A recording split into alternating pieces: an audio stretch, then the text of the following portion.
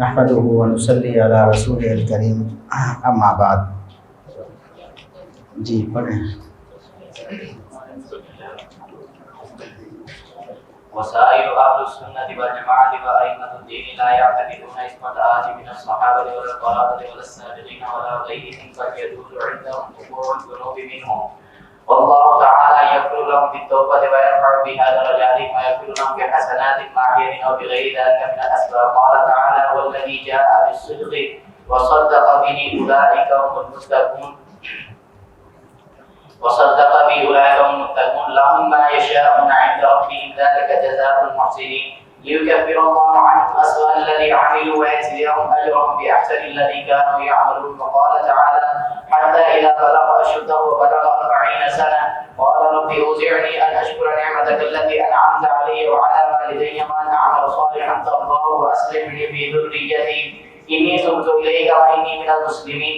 أولئك الذين نتقبل عنهم أحسن ما عملوا ونتجاوز عن سيئاتهم في أصحاب الجنة وعد الصدق الذي كانوا يوعدون.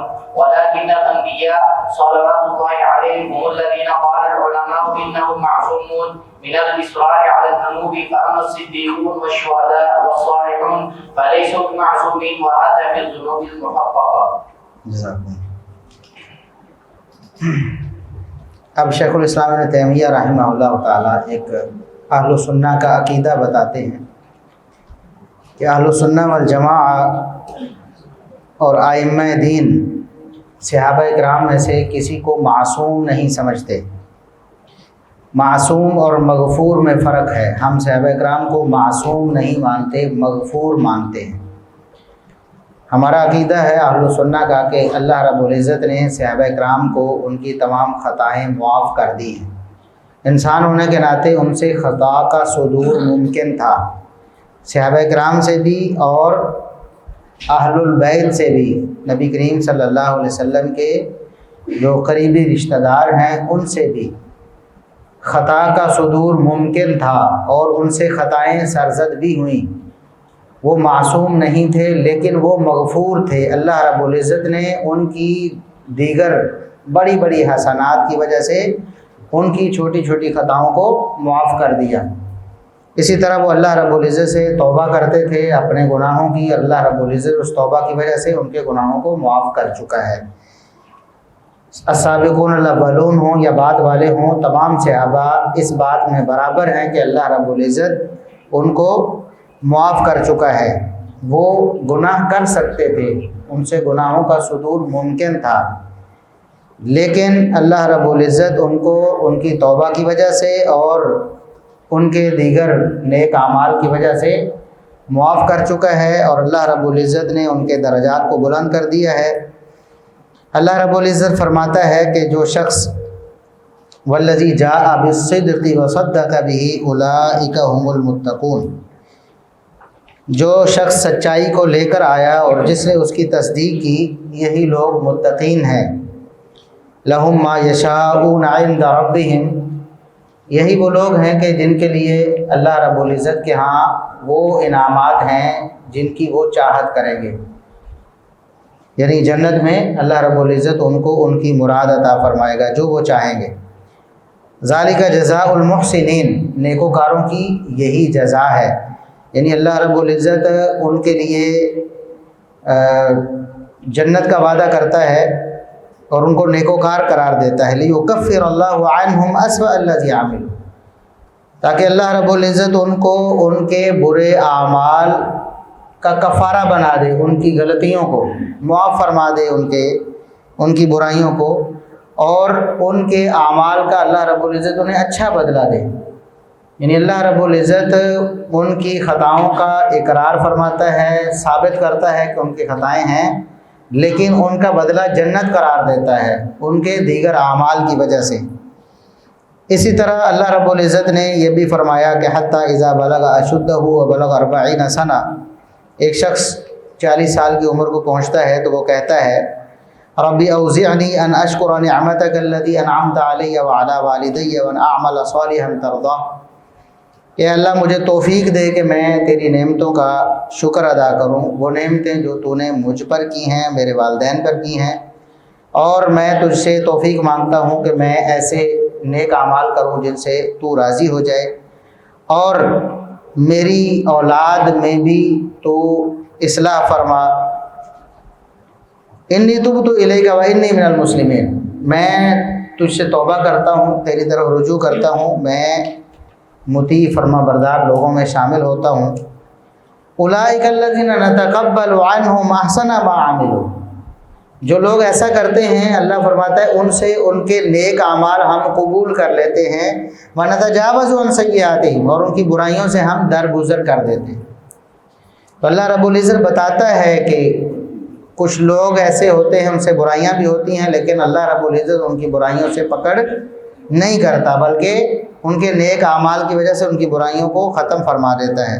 فی اصحاب الجنہ، یہ لوگ جنت والوں میں شمار ہوتے ہیں۔ وعد الصدق الذی کانوا یوعدون، اللہ رب العزت اس سچے وعدے کی بدولت ان کو جنت والوں میں شامل کرے گا جن کا ان سے وعدہ کیا جاتا ہے، یعنی نیکیوں پر جنت کا وعدہ ہے، اور برائیوں کی وجہ سے، برائیوں کے بدلے میں اللہ رب العزت ان کو جہنم میں نہیں ڈالے گا، بلکہ نیکیوں کی وجہ سے ان کی برائیوں کو معاف فرما دے گا۔ تو اللہ رب العزت کی جو نافرمانی صحابہ کرام، اہل بیت، یہ غیر امتی جس سے بھی ہوئی، اللہ رب العزت ان صحابہ کرام سے وہ خطا اس سے درگزر کرے گا اور اسے معاف کرے گا۔ ہاں، انبیاء علیہم الصلاۃ والسلام کے بارے میں اہل سنہ کا، علماء کا یہ عقیدہ ہے کہ وہ معصومین ہیں، انبیاء معصوم ہیں، باقی جو لوگ ہیں صدیقین ہوں، شہداء ہوں، صالحین ہوں، وہ معصوم نہیں ہیں، معصوم نہیں ہیں۔ اور یہ جو ہم بات کر رہے ہیں، یہ بحث کر رہے ہیں ان گناہوں کے بارے میں جو ثابت شدہ گناہ ہیں، جن کو سب گناہ مانتے ہیں، جو حقیقی طور پر گناہ ہیں۔ کچھ ایسی چیزیں ہیں جو گناہ ہیں ہی نہیں، لوگوں نے ان کو گناہ بنا دیا ہے، صحابہ کرام کے ذمہ لگایا ہے کہ یہ ان کا جرم ہے، حالانکہ وہ جرم نہیں ہے۔ جو واقعی جرم ہے، جو گناہ ہے، ان کے بارے میں قاعدہ یہ ہے کہ اللہ رب العزت اس کو معاف فرما چکے ہیں۔ ٹھیک ہے جی۔ معصوم کی تعریف کیا؟ سب انبیاء جو معصوم ہیں، انہم معصومون من الاصرار علی الذنوب، یہ لکھا ہوا ہے کہ انبیاء جان بوجھ کر اللہ کی نافرمانی نہیں کرتے، باقی انسان کر لیتے، باقی انسان کر لیتے، جانتے بوجھتے اللہ کی نافرمانی ہو جاتی ہے، انبیاء کرام ایسا نہیں کر سکتے، اللہ رب العزت نے ان کو معصوم بنایا ہے۔ تو انبیاء کے علاوہ باقی سارے گناہ کر سکتے ہیں اور ان سے گناہوں کا صدور ممکن ہے، ٹھیک ہے، لیکن اللہ رب العزت نے صحابہ کرام کی خطاؤں کو معاف فرما دیا ہے، تو صحابہ کرام مغفور ہیں، معصوم نہیں ہیں۔ اور یہ صرف صحابہ کرام نہیں بلکہ اہل بیت بھی، ٹھیک ہے، سارے انبیاء کے علاوہ سارے کے سارے اس بات میں برابر ہیں۔ صحابہ کرام وہ اہل بیت میں سے ہوں یا دیگر صحابہ کرام ہوں، وہ معصوم نہیں ہیں، مغفور ہیں۔ تو عام مسلمانوں کے بارے میں اللہ رب العزت فرماتا ہے کہ نیکیاں برائیاں اگر ملی جلی ہیں تو اللہ نیکیاں قبول کر لیتا ہے اور برائیوں سے درگزر کر دیتا ہے۔ تو صحابہ کرام جن کی نیکیاں تو بہت بڑی بڑی ہیں اور ان کی خطائیں ان کے مقابلے میں اتنی بھی نہیں، جتنا ایک سمندر ہو اور اس میں سے ایک پرندہ جو ہے وہ پانی چونچ سے اٹھا لے تو کتنا کو پانی کم کر دے گا سمندر میں سے۔ تو صحابہ کرام کی جو نیکیاں ہیں، ان کے جو کارنامے ہیں، اللہ کے ہاں ان کا جو مقام ہے بہت زیادہ ہے، اس کے مقابلے میں جو واقعی گناہ شمار ہوتے ہیں اور ان سے ان کا صدور ہوا ہے وہ بہت کم ہے۔ تو اللہ رب العزت اس کو معاف فرما دے گا، ان کی چھوٹی چھوٹی خطاؤں کو ان کی بڑی بڑی نیکیوں کے بدلے میں، اور سب سے بڑی ان کی نیکی اور ان کا شرف صحابیت ہے۔ اللہ رب العزت اس صحابیت کے شرف کی وجہ سے ان کی چھوٹی چھوٹی خطاؤں کو معاف فرما دیں گے، اور وہ جو واقعی خطائیں تھیں، الذنوب المحققہ، جو واقعتاً خطائیں ہیں اور جن کو بعض لوگوں نے خطائیں بنا دی اور وہ خطائیں ہیں ہی نہیں، ان کا تذکرہ آگے آ رہا ہے جی۔ وأما ما اجتهدوا فيه فتارة يصيبون وتارة يخطئون فإذا اجتهدوا فأصابوا فلهم أجران وإذا اجتهدوا فأخطأوا فلهم أجر على اجتهادهم وخطأهم مغفور له. وأهل الضلال يجعلون الخطأ والإثم متلازمين فتارة يغلون فيهم ويقولون إنهم معصومون فتارة يغلون یغلون فیہم ويقولون إنهم معصومون وتارة يجفون عنهم عنهم ويقولون إنهم باقون بالخطأ. وأهل العلم والإيمان لا يعصمون ولا يؤثمون. جی لا یعصمون ولا یؤثمون. اب جو گناہ واقعی گناہ ہیں ان کے بارے میں قاعدہ یہ ہے کہ اللہ رب العزت نے ان کو دیگر نیکیوں کی وجہ سے ان کے شرف کی وجہ سے معاف کر دیا ہے. باقی رہے اجتہادی معاملات کہ صحابہ کرام نے اجتہاد کیا کہ یہ بات درست ہے یا یہ راستہ درست ہے یا نہیں ہے، اس کے بارے میں انہوں نے اللہ سے ڈرتے ہوئے ایک فیصلہ کیا. تو بسا اوقات مجتہد جو ہوتا ہے وہ اجتہاد میں درست رائے پر پہنچ جاتا ہے اور بسا اوقات وہ خطا پر ہو جاتا ہے. صحابہ کرام بھی مجتہد تھے، بہت سے معاملات میں انہوں نے اجتہاد کیا، کچھ معاملات میں وہ درستگی پر رہے، کچھ معاملات میں ان سے خطا ہوئی. فَإِذَا اجْتَهَدُوا فَأَصَابُوا فَلَهُمْ أَجْرَانِ. جب وہ اجتہاد کرتے ہیں اور وہ درست رائے قائم کر لیتے ہیں اور درست راستے پر چلتے ہیں تو ان کے لیے 2 اجر ہوتے ہیں، اور جب وہ خطا کر بیٹھتے ہیں مجتہدین تو ان کے لیے کم از کم 1 اجر ہوتا ہے. ایک مجتہد یہی ہے نا، نبی کریم صلی اللہ علیہ وسلم کا فرمان ہے کہ مجتہد جب اجتہاد کرتا ہے درستگی کو پہنچتا ہے تو 2 اجر، اگر خطا کر بیٹھتا ہے تو 1 اجر. حالانکہ وہ سمجھ رہا ہوتا ہے میں درست ہوں، لیکن بالفرض اگر وہ درست نہ بھی ہو تو کم از کم 1 اجر اسے ملے گا. تو جس چیز پر اجر ملتا ہے وہ گناہ ہوتا بھئی اللہ گناہ پر اجر نہیں دیتا، وہ نیکی پر اجر دیتا ہے نا، گناہ پر اجر.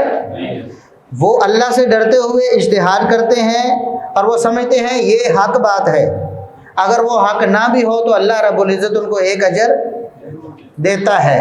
یعنی اللہ رب العزت راضی ہوتا ہے ان سے، اس اجتہاد پر جو خطا پر مبنی ہو اس پر بھی اللہ ان سے راضی. تو ہم کیوں ناراض ہوں؟ بھی اللہ راضی ہو گیا. ایک اجتہاد کیا صحابہ کرام کے 2 گروہوں نے، ایک کا اجتہاد یہ تھا دوسرے کا یہ تھا، ایک کو 2 اجر مل گئے اور ایک کو خطا پر ہونے کی وجہ سے تو اللہ نے راضی ہو کر ان کو 1 اجر. اور ہم اگر کہیں کہ نہیں ہم ناراض ہیں انہوں نے ایسا کیوں کیا، ہم آج بھی ان کے بارے میں اگر بدظن ہوں یا بدگمان ہوں بد زبانی کریں تو اس کا مطلب ہے ہم اللہ کی رضا پر راضی، یعنی ہم اللہ کے فیصلے کو چیلنج کر رہے ہیں. اللہ کہتا ہے میں راضی ہوں، اور کچھ لوگ کہتے ہیں جی ہمارے دل میں رنج ہے، ہمارے دل میں سیدنا معاویہ رضی اللہ عنہ کے بارے میں رنج ہے، سیدنا ابو موسیٰ اشعری رضی، سیدنا عمر بن عاص، سیدنا بصر بن ارطاح رضی اللہ عنہم کے بارے میں کہتے ہیں ہمارے دل میں رنج ہے. بھی اللہ کہتا ہے میں راضی ہو گیا 1 اجر دے رہا ہوں، وہ کہتے ہیں رنج ہے. تو ان چیزوں کو جو گناہ نہیں تھے ان کو گناہ بنا دیا. بھئی وہ تو اجر کا باعث ہے نا ان کے لیے، جو خطا اجتہادی ہے اس پر وہ معجور ہیں، 1 اجر ملا ہے، لیکن انہوں نے اس کو گناہ بنا کر باور کروایا کہ یہ جرم ہوا، انہوں نے امت کا بیڑا غرق کر دیا، نعوذ باللہ، ایسے الفاظ بولتے ہیں. تو شیخ الاسلام ابن تیمیہ رحمۃ اللہ علیہ فرماتے ہیں کہ ان کی جو خطا ہے، جو اجتہاداً صحابہ کرام سے خطا ہوئی، اس پر اللہ رب العزت نے انہیں معاف کیا بلکہ اجر بھی عطا فرمایا. لیکن جو گمراہ لوگ، یہ تو اہل السنہ کا موقف ہے کہ وہ اجتہاد کی جو خطا ہوتی ہے اس کو گناہ شمار نہیں کرتے، لیکن جو گمراہ لوگ ہیں وہ خطا اور گناہ کو لازم ملزوم بنا لیتے ہیں کہ خطا ہے تو لازمی گناہ ملے گا. اہل السنہ کیا کہتے ہیں؟ خطا ہے اور وہ اجتہادی ہے تو گناہ بلکہ اجر ملے گا. لیکن گمراہ لوگ کہتے ہیں کہ ہر خطا گناہ ہے، گناہ کا سبب ہے، وہ دونوں کو لازم ملزوم بنا لیتے ہیں. اور بعض لوگ غلو کرتے ہوئے کہتے ہیں کہ صحابہ معصوم ہیں یا اہل بیت معصوم ہیں. یہ ایک گروہ ہے غلو کار لوگوں کا جو صحابہ یا اہل بیت میں سے کسی کو معصوم کہہ دیتے ہیں. اور کچھ لوگ ایسے ہیں، دوسرا گروہ ایسا ہے جو صحابہ کرام سے دوری اختیار کرتے ہیں، یعنی ان سے نفرت کرتے ہیں اور ان کو اس خطا کی وجہ سے باغی قرار دیتے.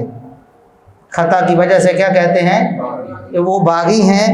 اہل علم اور اہل ایمان نہ تو کسی کو معصوم کہتے ہیں اور نہ ان کو گناہ گار کہتے ہیں. صحابہ میں سے کسی کو نہ معصوم کہتے ہیں اور نہ صحابہ میں سے کسی کو گناہ گار کہتے ہیں اجتہادی معاملات کی وجہ سے. ٹھیک ہے، تو یہ راہ اعتدال ہے جو اہل سنت نے اپنائی ہے کتاب و سنت کے دلائل کی وجہ سے. ومن هذا الباب تولد كثير من فرق اهل البدع والضلال فطائفة سبت الصلاة ولعنتهم لاعتقادهم انهم فعلوا ذنوبا وان فعلها يستحق اللعنة، بل قد يفسقونهم ويكفرونهم كما فعل الخوارج الذين كفروا علي بن ابي طالب وعثمان بن عفان رضوان الله عليهم اجمعين ومن تولاهم ولعنهم وسبوهم واستحلوا قتالهم.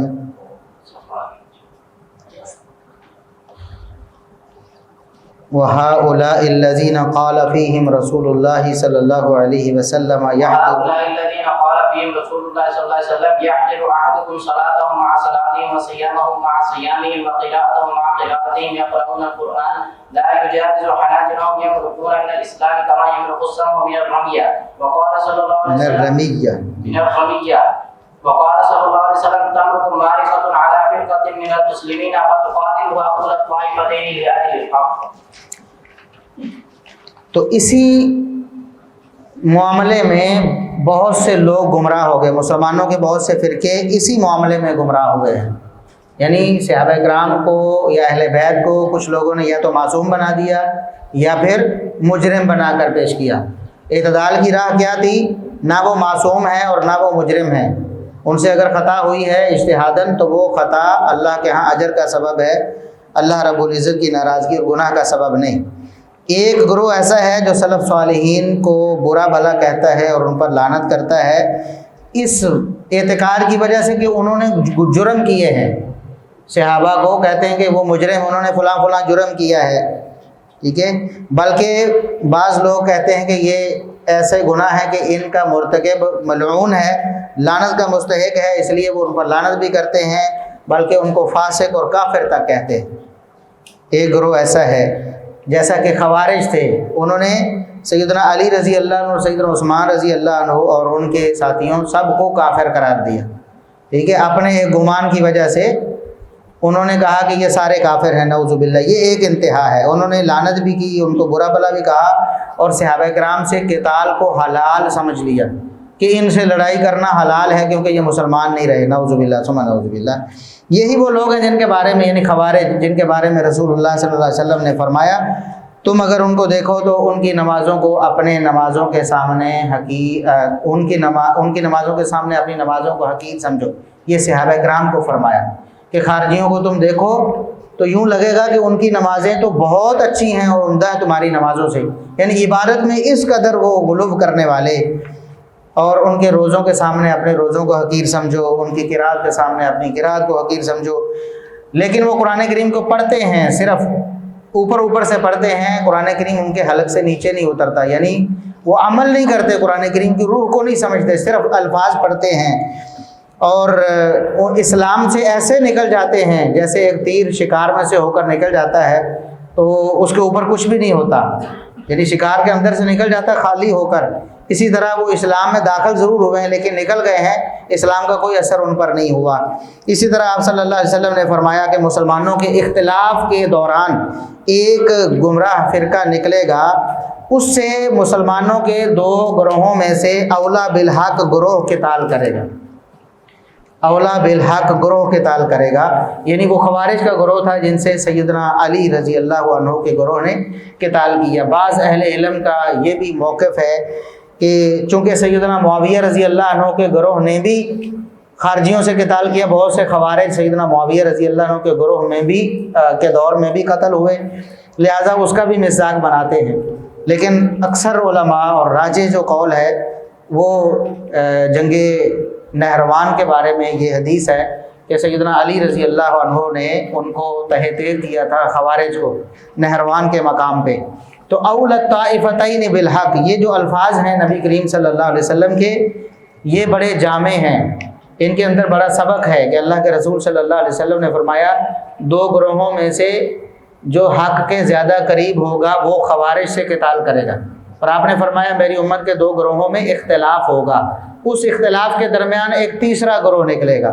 تو 2 گروہوں کو نبی کریم صلی اللہ علیہ وسلم نے مومن بھی قرار دیا، عظیم الشان بین فئتین عظیمتین من المسلمین کے الفاظ بھی صحیح مسلم میں ہیں، میری امت کے 2 عظیم الشان گروہوں کے درمیان اختلاف ہوگا، اور اول الطائفتین بالحق، ادنی الطائفتین بالحق، اقرب الطائفتین الی الحق، یہ سارے الفاظ صحیح مسلم میں موجود ہیں کہ نبی کریم صلی اللہ علیہ وسلم نے دونوں گروہوں کو برحق قرار دیا اور ایک گروہ کو حق کے زیادہ قریب قرار دیا، ورنہ نبی کریم صلی اللہ علیہ وسلم جیسی فصیح و بلیغ شخصیت سیدھی سی بات تھی کہ کہتے کہ جو حق پر ہوگا وہ خوارج سے قتال کرے گا۔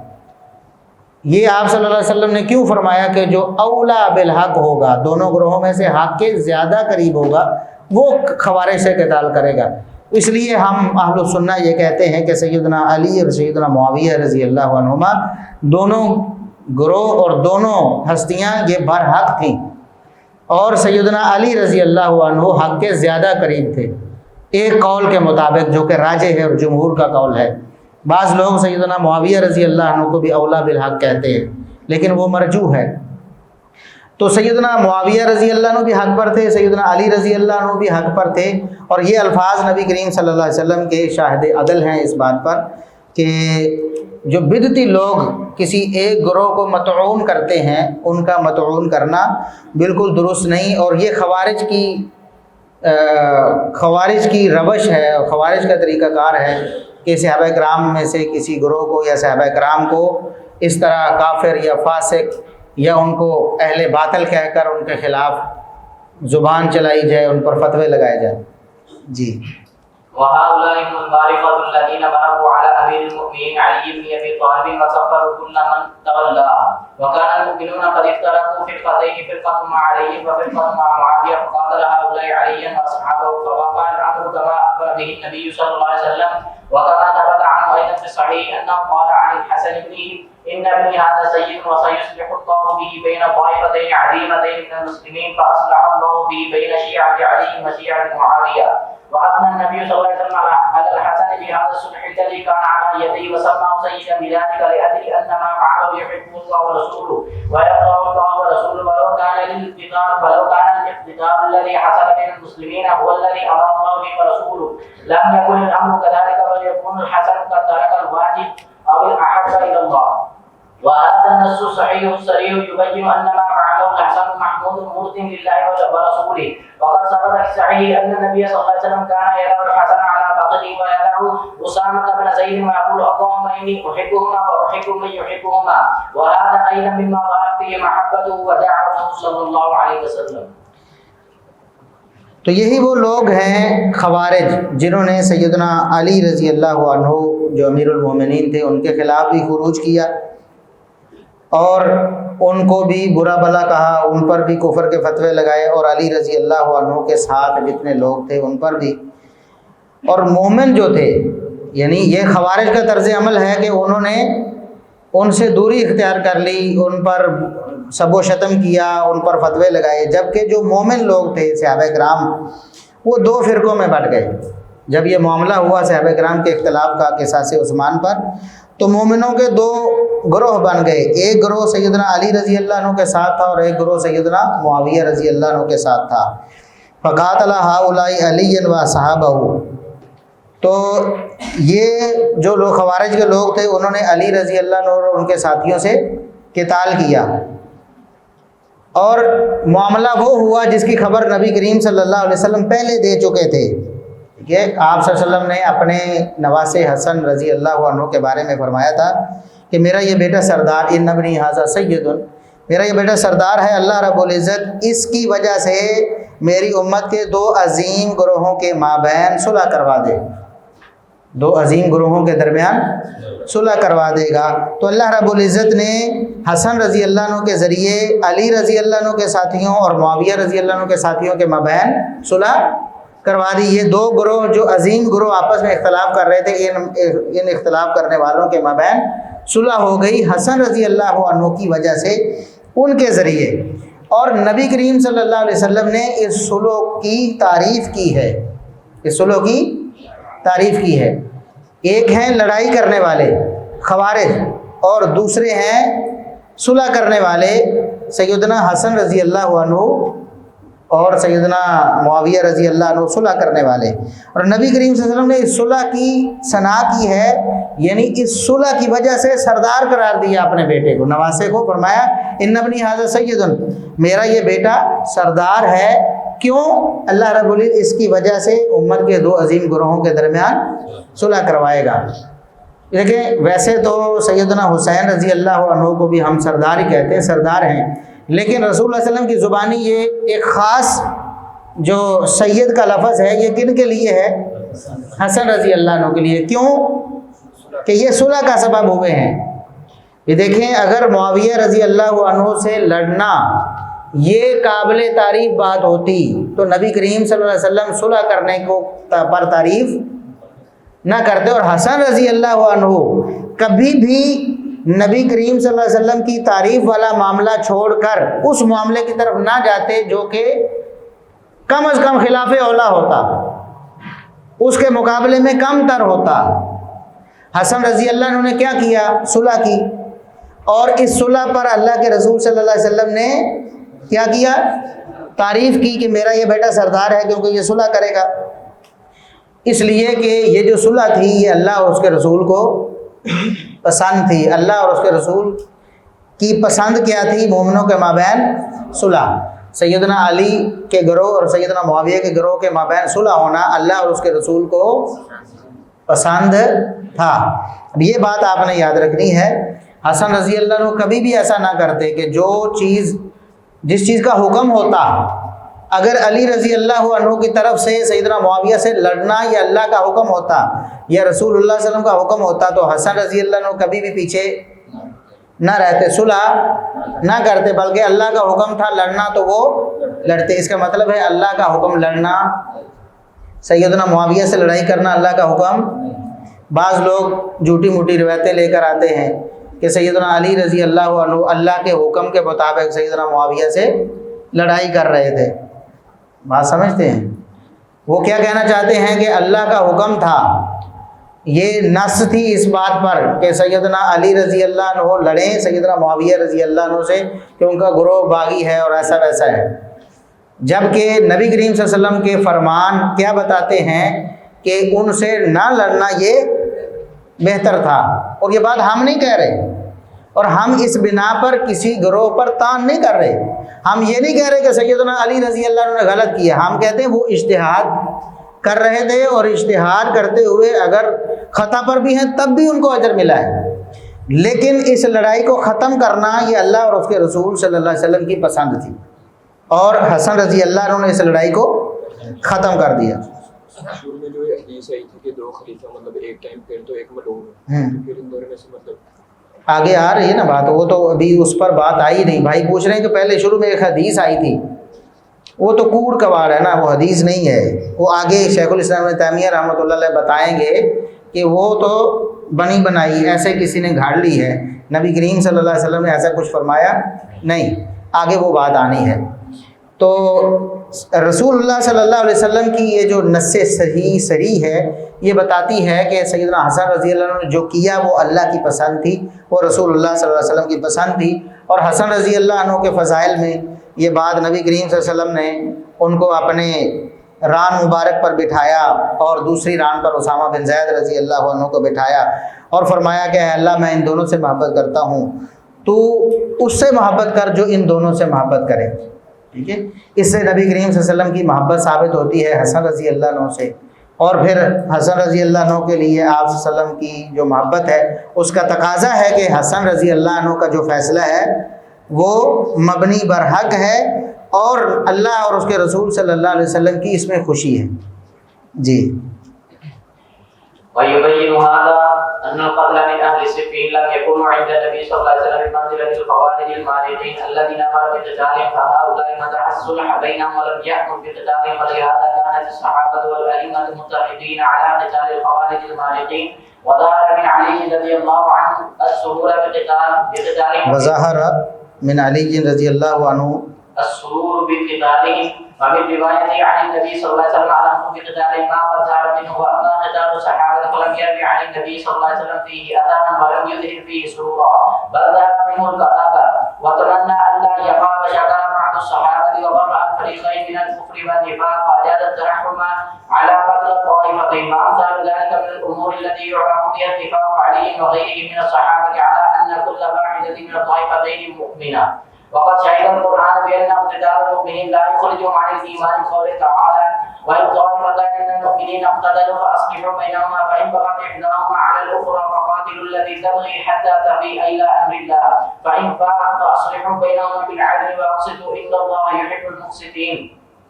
إنما المؤمنون إخوة فأصلحوا بين أخويكم واتقوا الله لعلكم ترحمون. فسماهم مؤمنين وجعلهم إخوة مع وجود الاقتتال والبغي. فرماتے ہیں کہ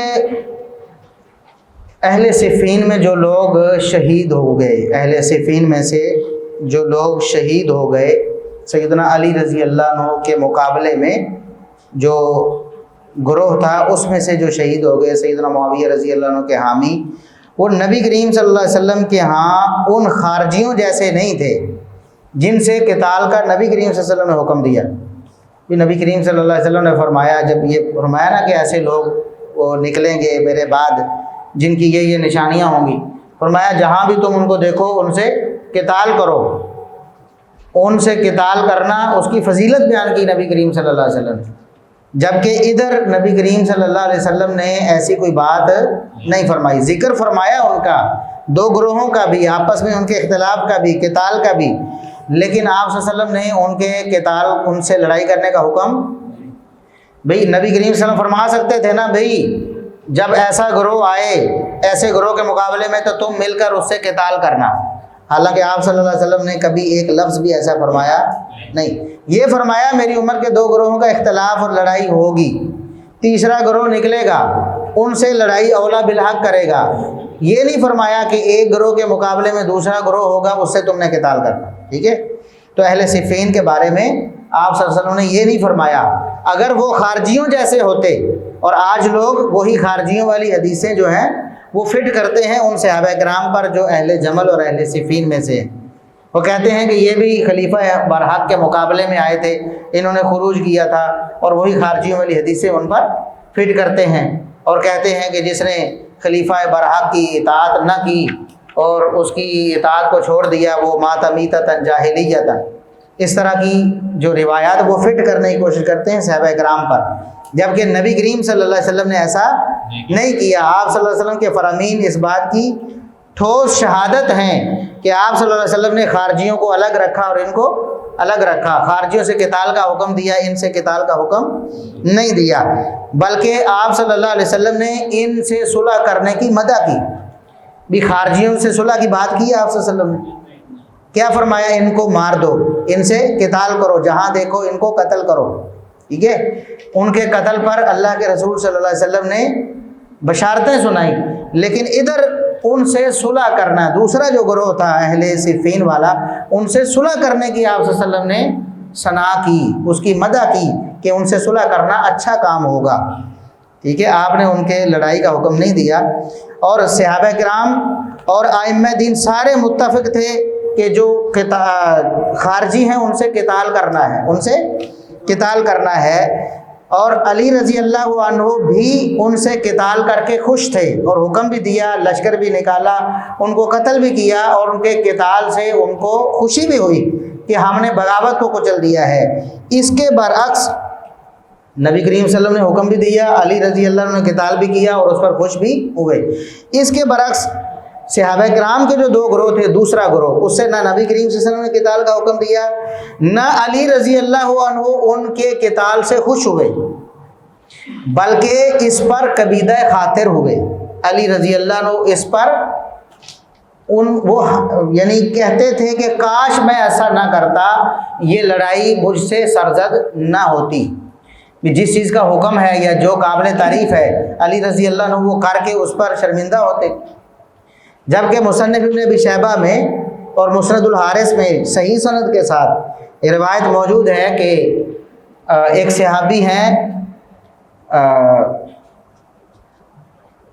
سلیمان بن سرد الخزائی رضی اللہ عنہ، وہ آئے ہیں حسن بن علی رضی اللہ عنہما کے پاس اور کہتے ہیں اعذرنی عند امیر المومنین، کہ امیر المومنین اپنے والد علی رضی اللہ عنہ کے ہاں میرا عذر بیان کیجئے کہ میں ان کے ساتھ مل کر لڑائی نہیں کر سکا، وہ جنگ صفین میں لڑائی کی تو میں پیچھے رہ گیا، تو میرا عذر بیان کر دیں کہ میری مجبوری تھی۔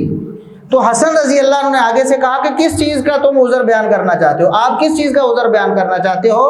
میں نے خود اپنے والد سے سنا لڑائی کے دوران، میرے والد علی رضی اللہ عنہ یہ فرما رہے تھے کہ کاش لوددت انی مت قبل ھذا ب20 حجۃ یا ب20 سنۃ، ایک روایت میں الفاظ ہیں، کاش میں اس لڑائی سے 20 سال پہلے ہی فوت ہو چکا ہوتا، کاش مجھے یہ دن نہ دیکھنا پڑتا۔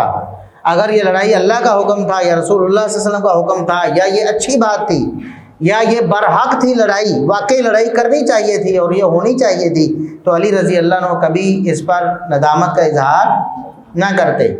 بات سمجھ رہے ہیں؟ تو ان صحابہ کرام کو خارجیوں سے ملانا اور خارجیوں کے احکامات ان پر منطبق کرنا اور ان کو مجرم بنا کر پیش کرنا، یہ بالکل غلط ہے، یہ نبی کریم صلی اللہ علیہ وسلم کی بھی مخالفت ہے اور علی رضی اللہ عنہ کی بھی مخالفت ہے۔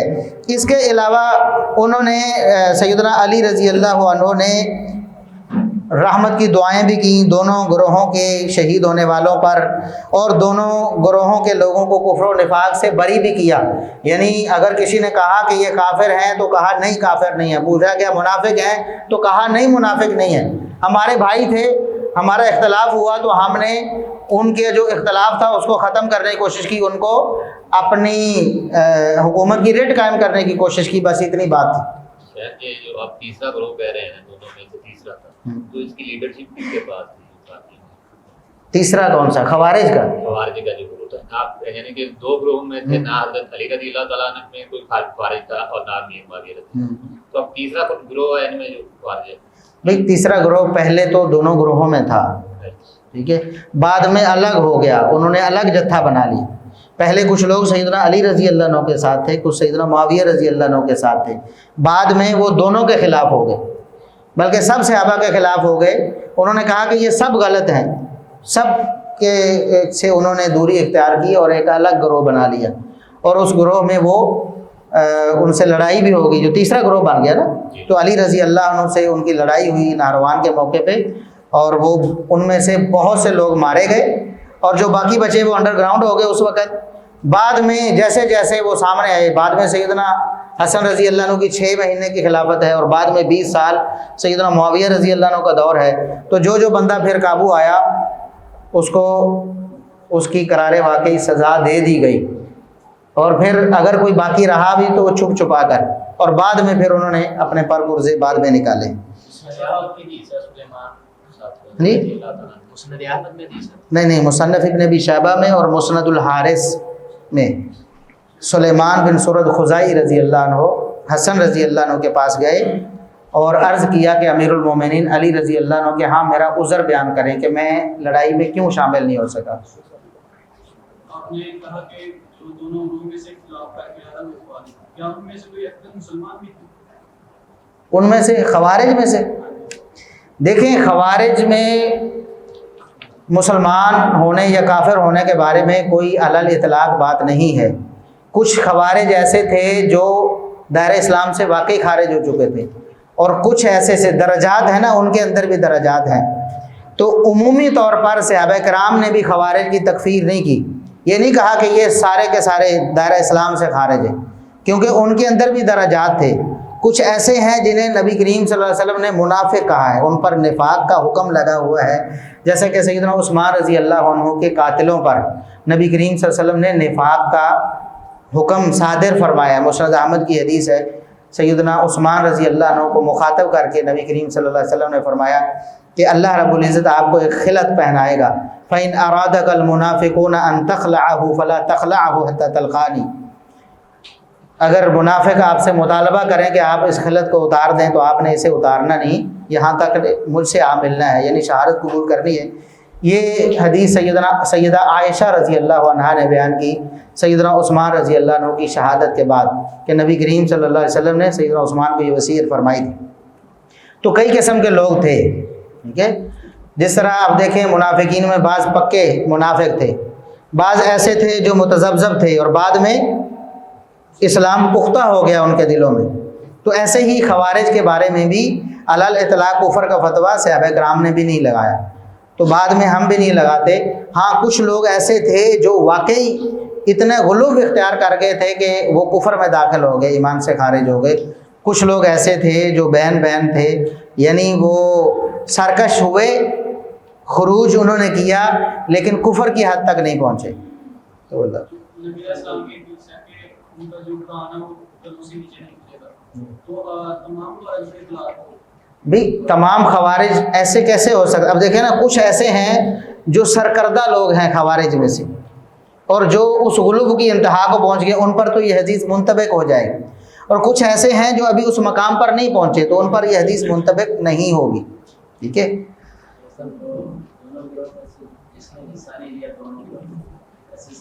ان کی بات آ رہی ہے، ابھی آ رہی ہے، جی پڑھیں۔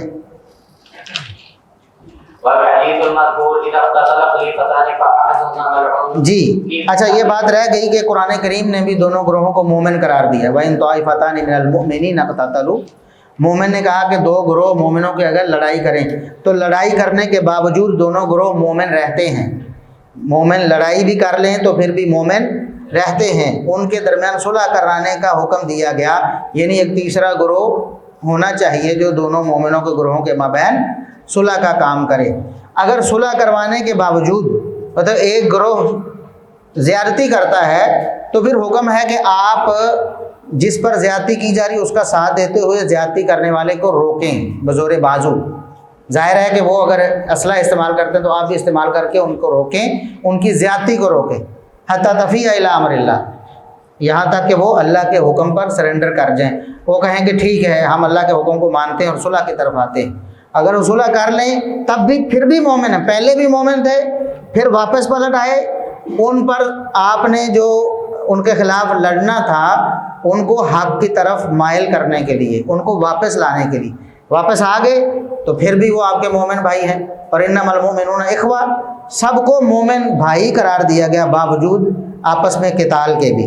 تو اللہ رب العزت نے ان کو بھائی بھی کہا اور مومن بھی کہا، باوجود اس سے کہ ان سے قتال بھی سرزد ہوا اور بغاوت بھی ان سے ہو گئی، زیادتی بھی ہو گئی۔ جی والحدیث المذکور إذا اقتتل خليفتان فأحدهما ملعون كاذب مفترى لم يروه أحد من أهل العلم بالحديث ولا هو في شيء من دوادين الإسلام المعتمدة۔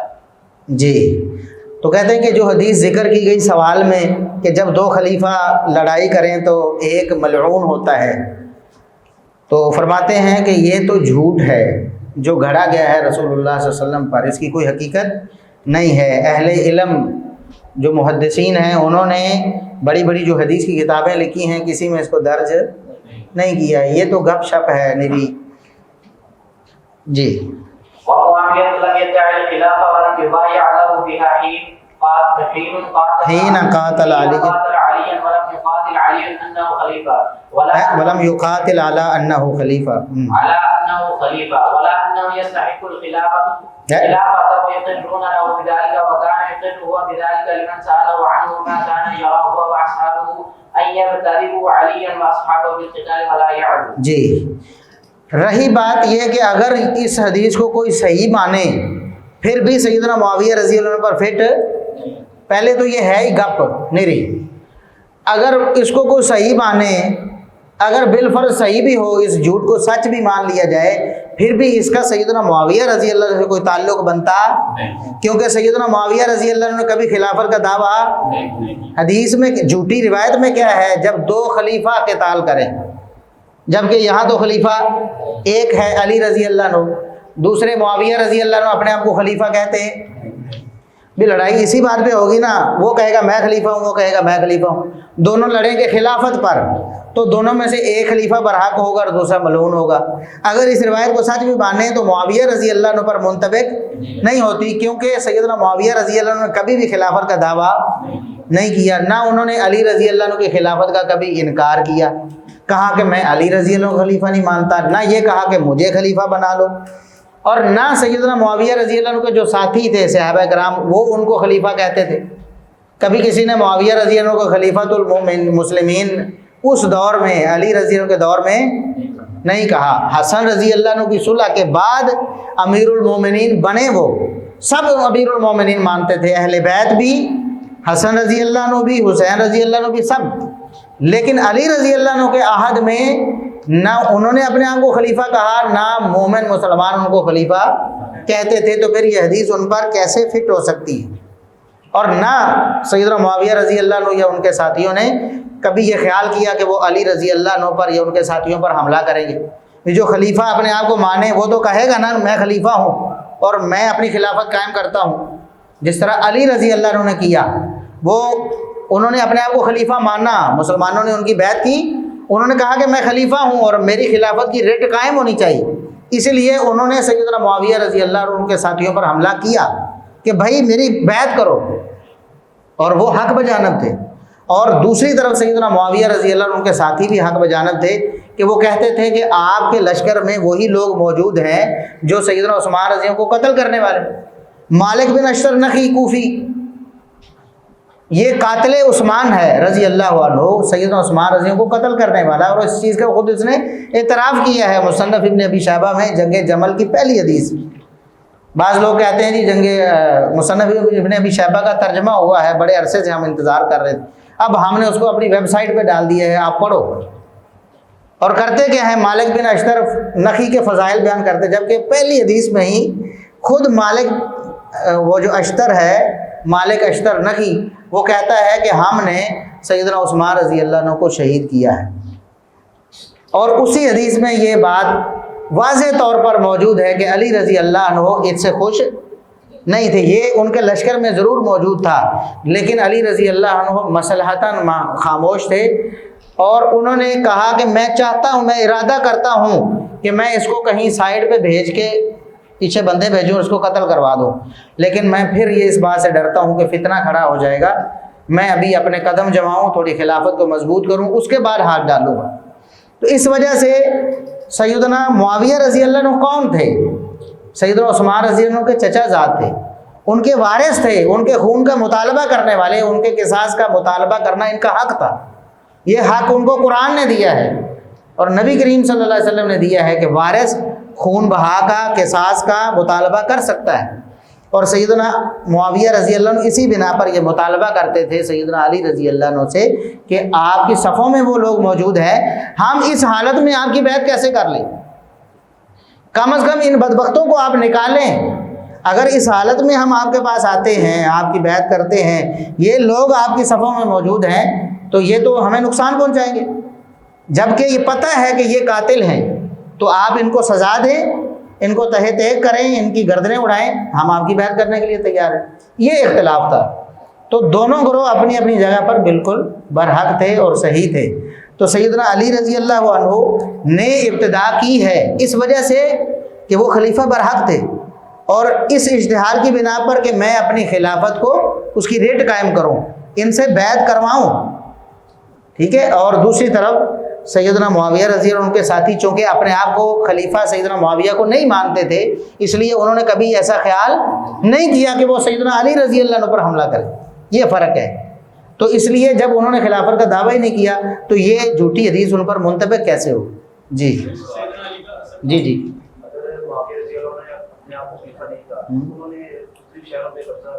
کون سا قبضہ کیا بتائیں، کس شہر پر قبضہ کیا؟ سنی سنائی باتیں تو بہت ہوتی ہیں نا جی، آپ بھی کر رہے ہیں، کس شہر پر انہوں نے قبضہ کیا؟ جس شہر کے وہ حاکم تھے اسی کے رہے، اور کس شہر پر قبضہ کیا؟ کسی پر نہیں کیا۔ ہاں جی، اور تو سیدنا حسن رضی اللہ عنہ نے خود ان کی جھولی میں ڈالی کہ آپ خلیفۃ المسلمین ہیں، ہم آپ کو بناتے ہیں، تو پھر تو خود بخود آنا تھا، اور وہ بھی حسن ابن علی نے دیا ہے ان کو اختیار، اور انہوں نے قبول کر لیا۔ جی یہ مصنف ابن ابی شیبہ میں جنگ جمل جو چیپٹر اس کی پہلی حدیث ہے، ٹھیک ہے جی جی مالک اشتر نخی، جی فلما رأى علي رضي الله عنه وأصحابه أنه يجب على معاوية وأصحابه طاعته ومبايعته إذ لا يكون للمسلمين إلا خليفة واحد وأنهم خارجون عن طاعته يمتنعون عن هذا الواجب وهم أهل الشوكة، رأى أن يفاضلهم حتى يؤدوا هذا الواجب فتحصل الطاعة والجماعة. وقال معاوية وأصحابه إن ذلك لا يجب عليهم وأنهم إذا قتلوا كانوا مظلومين. قالوا لأن عثمان قتل مظلوما باتفاق المسلمين وقتلته في عسكر علي وهم ظالمون لهم شوكة، فإذا امتنعنا ظلمونا واعتدوا علينا وعلي لا يمكن دفعه كما لم يمكن دفع عثمان، فإنما علينا أن نبايع خليفة يقدر على أن ينصفنا ويذل لنا الإنصاف. ولما دخل مسلم ألقونا عليه وجماعة معه معاوية قال له أأنت تنازع عليا أم أنت مثله؟ فقال والله إني لأعلم أنه خير مني وأفضل وأحق بالأمر، ولكن ألستم تعلمون أن عثمان قتل مظلوما وأنا ابن عمه وأنا أطلب بدمه وأمره إلي، فقولوا له فليسلم إلي قبلة عثمان وأنا أسلم له أمره. فأتوا عليا فكلموه في ذلك فلم يدفع لهم أحدا. اس کے برعکس یعنی علی رضی اللہ عنہ نے اقدام کیا معاویہ رضی اللہ عنہ کے ساتھیوں پر چڑھائی کی ان کو اپنی بیعت کروانے کے لیے. اس کے برعکس معاویہ رضی اللہ عنہ کے ساتھیوں نے ایسا کچھ نہیں کیا. علی رضی اللہ عنہ یہ سمجھتے تھے کہ معاویہ رضی اللہ عنہ کے ساتھیوں پر یہ واجب ہے کہ وہ میری بیعت کریں. ٹھیک ہے، کیوں؟ مسلمانوں کا ایک ہی خلیفہ ہوتا ہے اور ایک خلیفہ کی بیعت ہونی چاہیے، اس لیے وہ ان کو بیعت پر مجبور کرنا چاہتے تھے. جبکہ معاویہ رضی اللہ عنہ کے ساتھی یہ سمجھتے تھے، صحابہ ہیں عمر بن عاص جیسے، ابو موسیٰ اشعری جیسے اور دیگر کبار صحابہ، وہ سمجھتے ہیں کہ ان پر علی رضی اللہ عنہ کی بیعت واجب نہیں. کیوں؟ کہ اگر وہ ان سے لڑائی ہو، علی رضی اللہ عنہ کی طرف سے چڑھائی ہو تو وہ مظلوم ہوں گے. کیوں؟ وہ علی رضی اللہ عنہ کی بیعت کرنے پر مجبور کیے جا رہے ہیں اس حالت میں کہ قاتلین ان کی صفوں میں ہیں. تو وہ کہتے ہیں کہ قاتل ان کی صفوں میں موجود ہیں تو ہم ان کی بیعت نہیں کر سکتے، ہم اس شخص کی بیعت کریں گے جو شخص ہمیں انصاف دے سکے، کیونکہ بندہ ہمارا شہید ہوا، عثمان بن عفان جیسا زیادہ ان کے، ہمارا بندہ شہید ہوا اور قصاص کا مطالبہ کرنا ہمارا حق ہے، اور علی رضی اللہ عنہ ہمیں وہ حق نہیں دے رہے، ہمیں روک رہے ہیں اور اس سے پہلے ہمیں بیعت کروا رہے ہیں، تو ہم اس حالت میں ان کی بیعت نہیں کریں گے. اور یہاں یہ بھی بات یاد رکھنا چاہیے، یہ کوئی دور کمیونیکیشن کا دور نہیں تھا کہ آج جو معاملہ ہوا ایک لمحے بعد پوری دنیا میں پہنچ جائے.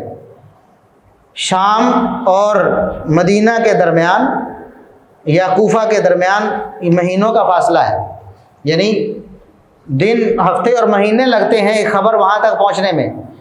سیدنا عثمان رضی اللہ عنہ شہید ہو گئے اور سیدنا علی رضی اللہ عنہ کی بیعت کر لی گئی. یہ خبر پہنچتے ہوئے سیدنا معاویہ رضی اللہ عنہ کو کتنا عرصہ گزرا ہوگا، کئی ہفتے یا مہینے. جب خبر پہنچی تو ساتھ میں یہ بھی پتہ چل گیا کہ جو قاتل ہیں عثمان رضی اللہ عنہ کے وہ علی رضی اللہ عنہ کی بیعت کر چکے ہیں. بات سمجھ گئے؟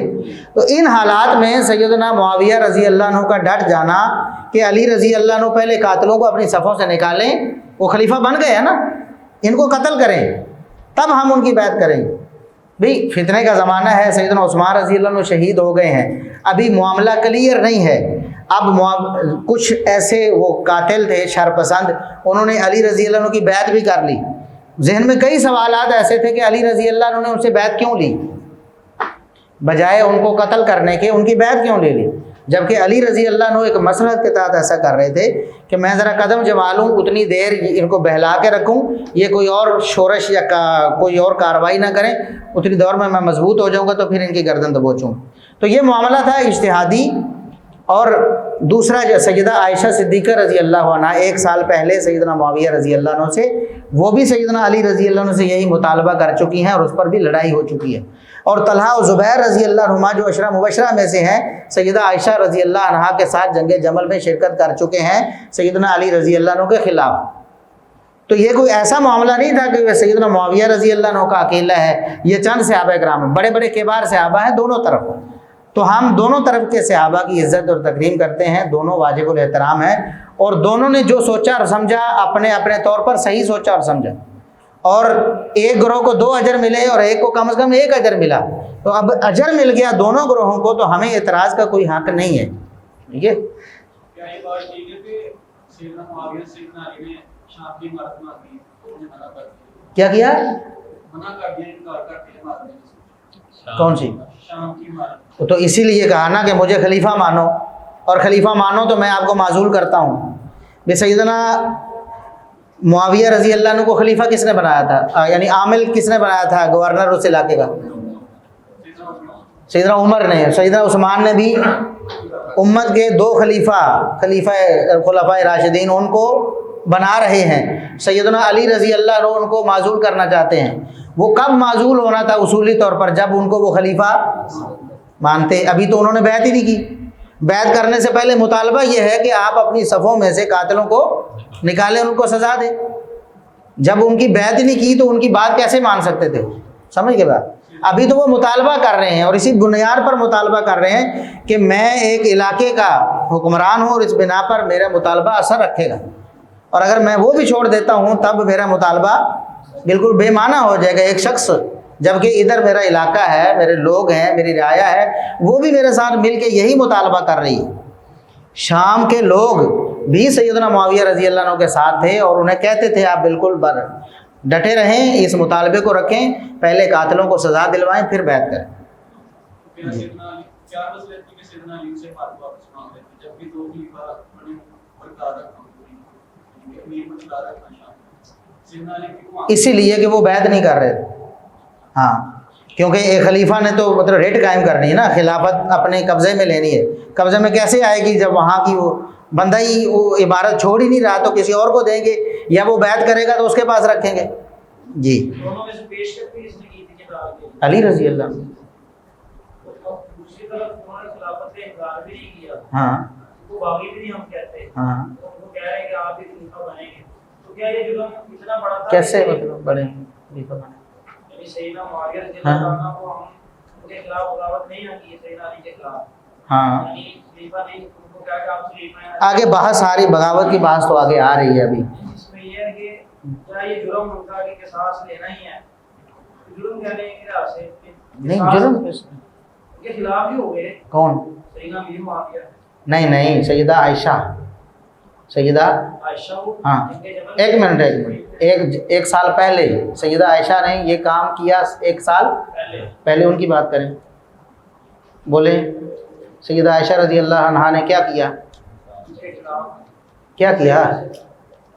मुतालबा किया। सही किया गलत किया? सही था। चलो शुक्र है, सही था। तलहा और ज़ुबैर ने भी क्या किया? मुआविया रजी अल्लाह ने क्या किया? अच्छा, सही था ना। किताल इसलिए कि किताल मतलब किताल करना ये मकसद नहीं था कि मुसलमानों का खून बहाया जाए, मतलब ये था कि असला दिखा के उनको आमादा किया जाए, वो बैत करें, ताकि सारे मुसलमान एक हुकूमत के तहत आ जाएं और हुकूमत मजबूत हो। ठीक है, ये उनका ख्याल था। जबकि दूसरे ग्रोह का सैयदा आयशा, तलहा ज़ुबैर, सैयदना मुआविया, अमर बिन आस, अबू मूसा अशरी और दीगर के बाद सहाबा, उनका ख्याल ये था कि इस तरह हुकूमत मजबूत नहीं होगी जब तक कातिल उनकी सफ़ों में हैं, हुकूमत मजबूत नहीं होगी। बस ये मतलब। और दोनों अपनी अपनी जगह बिल्कुल ठीक थे। हम किसी को गलत नहीं कहते। क्यों गलत? क्यों गलत? तो वो होता है जो जुर्म करता है, और जिसको अल्लाह ने कम से कम 1 अजर दिया वो गलत कैसे होगा? हम उसको गलत कैसे कहते हैं? अल्लाह गलत नहीं कहता, हम क्यों गलत कहें? जी, अबू मुस्लिम अल-खौलानी की रिवायत है कि उन्होंने सैयदना मुआविया रज़ी अल्लाह अन्हु के पास गए, उनसे पूछा कि क्या आप अली रज़ी अल्लाह अन्हु से इसलिए इख्तलाफ करते हैं कि आप उन जैसे हैं या उनसे अफजल समझते हैं? उन्होंने कहा अल्लाह की कसम ऐसा नहीं समझता, ना मैं खिलाफत उनसे मांगता हूँ कि मैं खलीफा बनूँ और उनकी खिलाफत का इनकार करूँ, बल्कि मैं तो सिर्फ ये मुतालबा करता हूँ कि उस्मान रज़ी अल्लाह अन्हु जुल्मन शहीद हुए हैं और मैं उनके चचा का बेटा हूँ और मुझे शरीयत ने हक़ दिया है कि मैं उनका किसास तलब करूँ। मैं उनसे मांग रहा हूँ कि ये बंदे मुझे दो, बंदे हमारे हवाले करो, कत्ल करें उन्हें। और अली रज़ी अल्लाह अन्हु इस पर रज़ामंद नहीं हुए। बस ये हमारा मुतालबा है। इस वजह से डेड लॉक है और मुज़ाकरात आगे नहीं बढ़ रहे। ये बात आप देख लें कि अली रज़ी अल्लाह अन्हु के पास लोग आए और अली रज़ी अल्लाह अन्हु ने कोई बंदे भी उनके हवाले नहीं किए। उन्होंने कहा कि मैं बंदे नहीं दूंगा। इस वजह से वो भी अपनी जगह खड़े रहे और वो भी अपनी जगह खड़े रहे। जी हाँ जी, हाँ فرق ہوتا ہے؟ کس کا؟ قتل کرنا کسی بندے کو کسی جرم میں، کیا وہ خلیفۃ المسلمین کا؟ تو خلیفۃ المسلمین کسی کو کہتا ہے نا اسی گردن اڑاؤ. خلیفۃ المسلمین کیا کہتا ہے؟ خود گردن اڑاتا ہے. کسی کو کہتا ہے بھی اس کی گردن اڑاؤ. وہی کہہ رہے ہیں کہ ہمیں بتاؤ، ہمیں کہو کہ ہم ان کی گردنیں اڑائیں. جی آگے چلیں. اور کوئی بات؟ آپ نے کہا کہ دونوں گروہوں میں خارجی تھے. ہاں یہ اعتراض تو سیدنا معاویہ نے ان کو کیا تھا کہ آپ کے گروہ میں ایسے لوگ ہیں جو خارجی ہیں، عثمان ہیں جو بعد میں خارجی بنے. ہاں. یہ اعتراض تو سیدنا معاویہ پہ بھی کر سکتے ہیں. سیدنا کون؟ سیدنا علی رضی اللہ عنہ کہ آپ کے گروہ میں کتنے لوگ ہیں؟ نہیں وہ گروہ ایسے لوگ نہیں تھے. دیکھیں جو شرپسند ہوتے ہیں وہ دونوں صفوں میں چھپے ہوتے ہیں تاکہ اس موقع کو استعمال کر کے فتنہ فساد پیدا کر سکیں. ایک دو قاتلین عثمان ہیں جو قتل میں بالفعل شامل ہوئے ہیں، ایک وہ ہیں، اور ایک وہ ہیں جو سوچ رکھتے ہیں لیکن ابھی بالفعل ان سے کوئی کام سرزد نہیں ہوا، بعد میں وہ ظاہر ہوئے. ٹھیک ہے، وہ ہیں.